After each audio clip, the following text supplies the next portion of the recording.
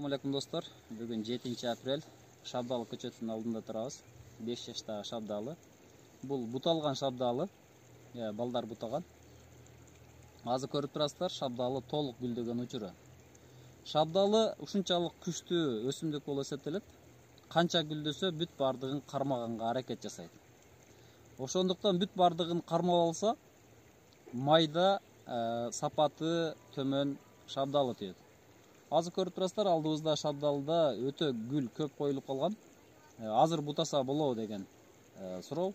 Азыр бутасаңыздар болот, желим чыгарбайт. Азыр мына ушул жакынырактан тартсаң, ушуну караңыздар мына. Бир кичикей шакка азыр кеминде 9 гүл коюлган. Азыр мына ушул гүлдөрдүн ичи катый баштайт. Мына ушул гүлдөрдүн жарымын коркпой эле алып койсоңуздар болот мынакей.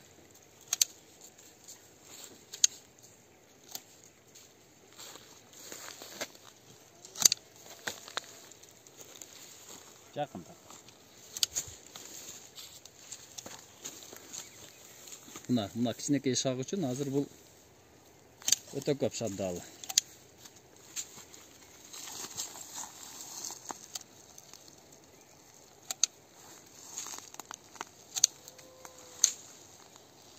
Бул кышында бүчүрлөр бутап аткан мезгилде анча билинген эмес.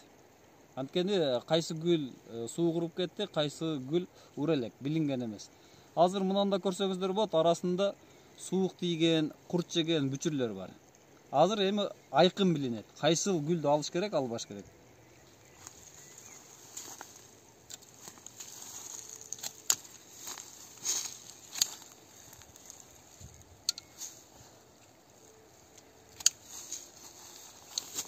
Арасында такыр кургап калгандары бар. Мына кошогон мынакей.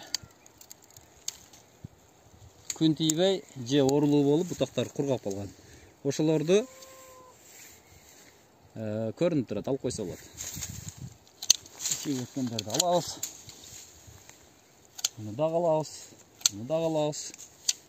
Мына туугандар, кечиктин дебестен эле Шабдалыны бутай берсеңиздер болот.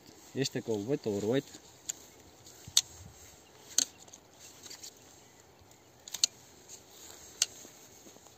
Жаман болуңуздар, туугандар.